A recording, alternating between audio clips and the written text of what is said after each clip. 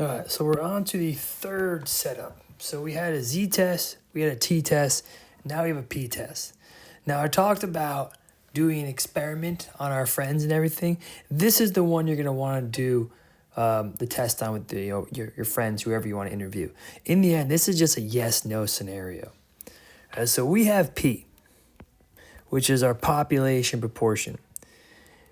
We have P hat in this situation, and that's what we're going to collect, right? That's our sample proportion. So your P hat is going to be your success, whatever you're looking for, the yeses, the nos, whatever it may be, out of the total people you interview, you question. So P hat is the best point estimate in the situation. Like we've talked to people, and this is what we think is the best. Is it 100% truthful? No, but it's the best we have. On the flip side, Q hat's going to be 1 minus the P hat. So P hat plus Q hat adds to 1. If P hat was 75%, the Q is going to be 25%. All right. Now, we had specific formulas for the Z and the T that were kind of the same. We have a new formula to find the error for the P. And the error formula is the error equals the Z-score, big rad, P hat times Q hat over N. That's the formula you need. That's the formula which is going to be on your index card for test number 3. And then once we have that, we're not adding and subtracting to the mean anymore. We're going to add and subtract to the P hat, our error, to make an estimation about the population's opinion on these topics. All right, so it's a replicated process that we're going to do over and over and over and over again. So a random sample, let me get my calculator. A random survey of 500 pregnant women in New York City conducted by Epstein and Rupers indicates that 145 of them preferred a female doctor over a male doctor. Construct a 98% confidence interval for the true proportion. So one nice thing is, N is 500. So in this situation, it's a Z situation. So we're going to the bottom of those tables this time. All right, so our P hat, since we are talking about true proportion, prefer female. So we're talking 145 out of the 500. 145 divided by 500. Our P hat is 0.29. So our error, I go to my table. I go down the 98% confidence interval line. And at that bottom, I see my error is positive negative 2.33. My formula, P hat, which is 0.29, times Q, which is 1 minus 0.29, 0.71, over my sample size of 500. So if I have 2.33 times the rad of 0.29 times 0.71 divided by 500, I got my error here to be positive negative 0.047. So I'm taking that number, 0.29 plus minus 0.047, and that's going to give me my range. So if I subtract it, 0.243, if I add it, 0.337 is my range of the population proportion. So, in conclusion, I am 98% confident that the actual population proportion, I'm just going to kind of write down here for a moment, for ladies preferring female doctors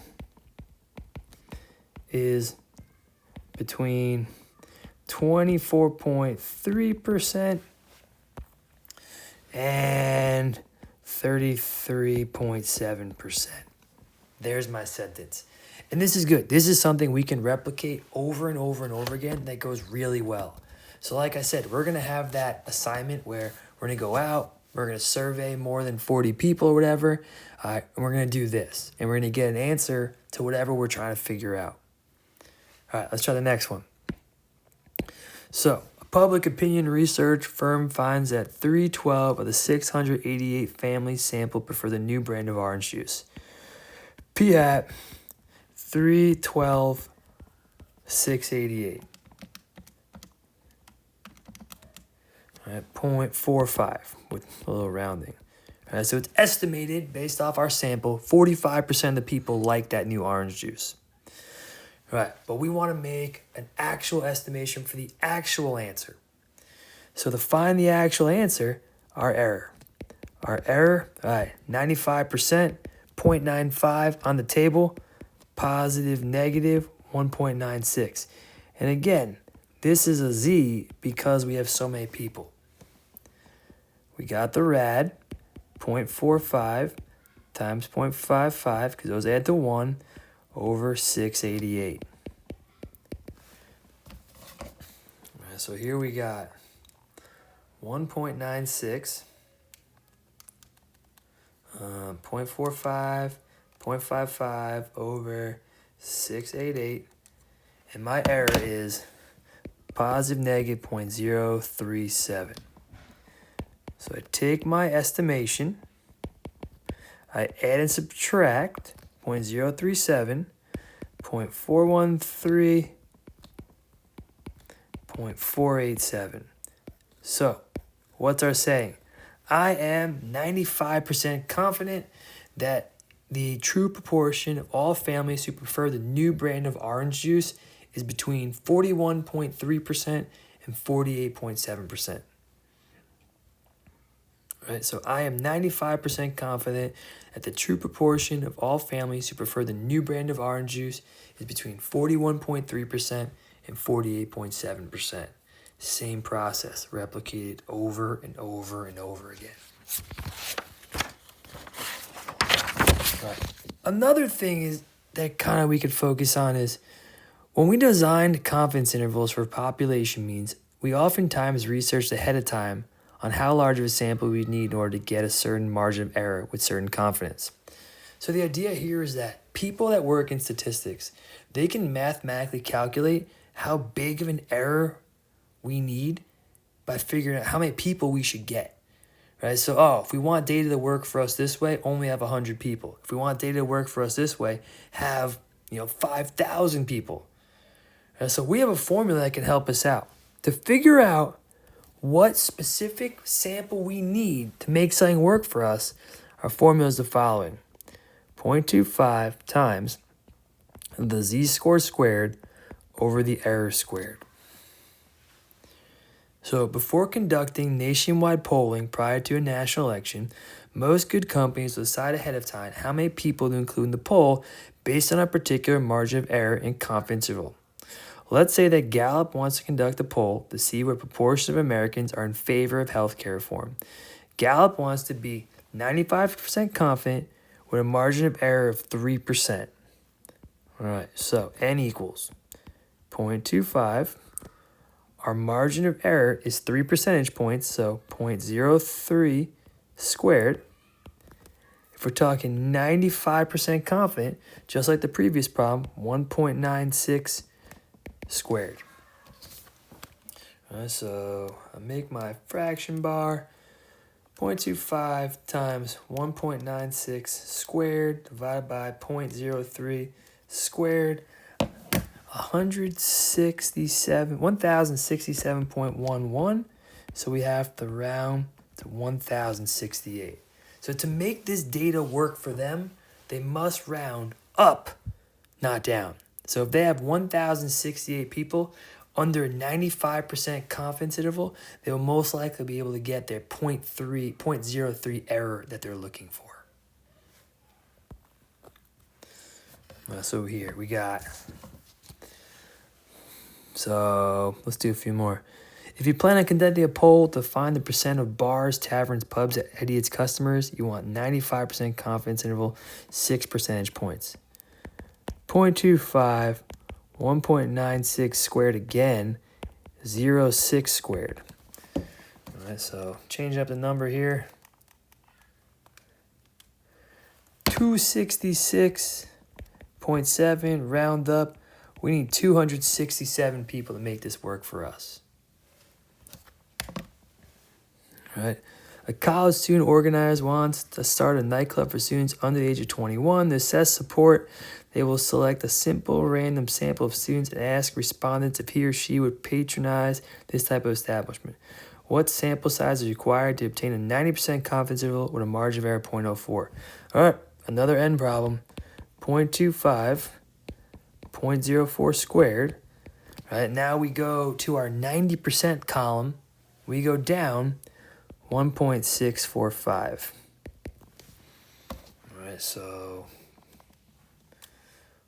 let's see, 1.645 over 0.04 squared, 422.8, round up to 423.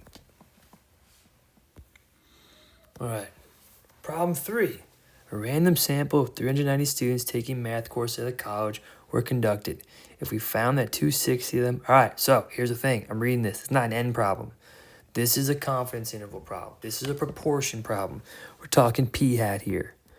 Right? So p hat is 260 out of the 390.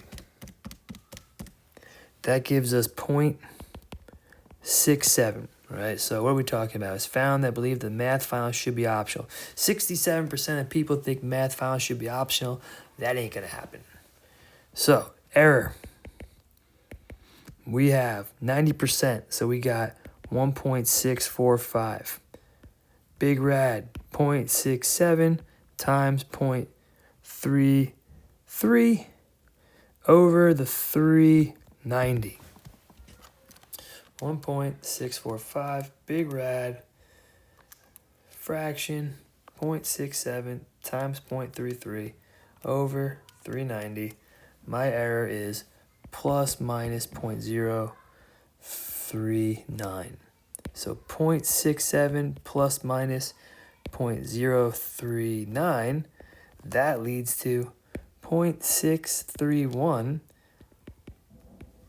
and 0.709. So, with that, right, I am 90% confident that the true proportion of math students who believe the math finals should be optional is between 63.1% and 70.9%. All right. So the rest of the worksheet, good practice. The answer key is up on Blackboard. Check things over. Let me know if you have any questions.